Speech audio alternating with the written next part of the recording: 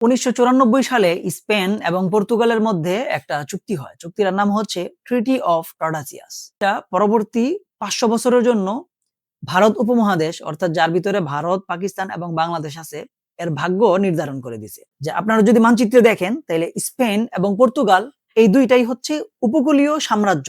এবং আমরা যে সময়টার কথা বলতেছি তখনও কিন্তু বর্তমানে আমরা যে রাষ্ট্র কাঠামোতে বসবাস করি এই রাষ্ট্রের উদ্ভব ঘটে নাই। তখনও পর্যন্ত সাম্রাজ্য ছিল। তো দুইটাই উপকূলীয় সাম্রাজ্য এবং দুইজনই ইউরোপের একদম এক মাথায়। এবং ইউরোপের মেইনল্যান্ডে যাওয়ার পথে তাদের যে ভৌগোলিক জটিলতা সেটাকে ওভারকাম করে এই দুই সাম্রাজ্যের সামনে এমন কোনো পথ ছিল না যে তারা মেইনল্যান্ড ইউরোপ অর্থাৎ ইউরোপের ভূখণ্ডে নিজেদের সাম্রাজ্য বিস্তার করবে। ফলে প্রাকৃতিক মানে জিওপলিটিক্যাল এই প্রতিবন্ধকতার কারণে এই দুই সাম্রাজ্য বাধ্য হয়েছে যে তাদের সাম্রাজ্যকে সাগর পথে বিস্তৃত করতে। এই কারণে দেখবেন যে ভারত উপমহাদেশেও যত প্রাচীন নাবিকদের কথা আসে তাদের ম্যাক্সিমাম এইদার পর্তুগিজ অথবা স্প্যানিশ। এবং আমেরিকার ক্ষেত্রেও বিষয়টা সেম। আমেরিকা যারা আবিষ্কার করছে তারা পর্তুগিজ এবং স্প্যানিশ এই দুই জায়গা থেকেই গেছে। তো যাই হোক, সামারি হইলো যে ওই সময়টাতে পর্তুগাল এবং স্পেনের মধ্যে সমুদ্র জয় নিয়ে একটা তুমুল প্রতিদ্বন্দ্বিতা চলতেছিল। এখন এটা নিয়ে দেখা যাচ্ছে প্রায় তাদের মধ্যে ক্ল্যাশ তৈরি হচ্ছে। তো এই সমস্যা সমাধানের জন্য তারা তৎকালীন যে পোপ ছিল তো তার কাছে চিঠি পাঠাইছে যে এই সমস্যা আসলে কিভাবে সমাধান করা যায়। যে সাগরের সীমানা নিয়ে স্পেন এবং পর্তুগালের মধ্যে প্রায়ই গ্যাঞ্জাম বাঁধতেছে। তো তখন এই পোপ তাদেরকে একটা সমাধান দিছে, সেটা হচ্ছে এই ট্রিটি অফ টর্ডাসিয়াস।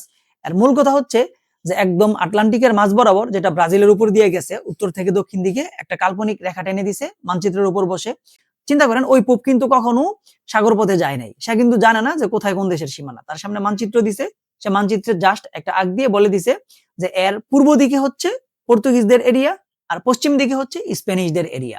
এবং এরপর থেকে স্প্যানিশরা এই দাগের পশ্চিম দিকে নিজেদের সাম্রাজ্য বিস্তৃত করতে শুরু করছে আর পর্তুগিজরা পূর্ব দিকে নিজেদের সাম্রাজ্য বিস্তৃত করতে শুরু করছে।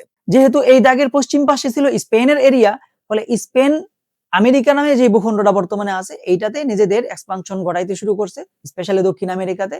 আর পর্তুগাল তাইলে কি করবে, সে তো এখন পশ্চিম দিকে আর যাইতে পারবে না। তো তার মাথায় ভূত চাপছে যে তাইলে এখন আমাকে যাইতে হবে পূর্ব দিকে।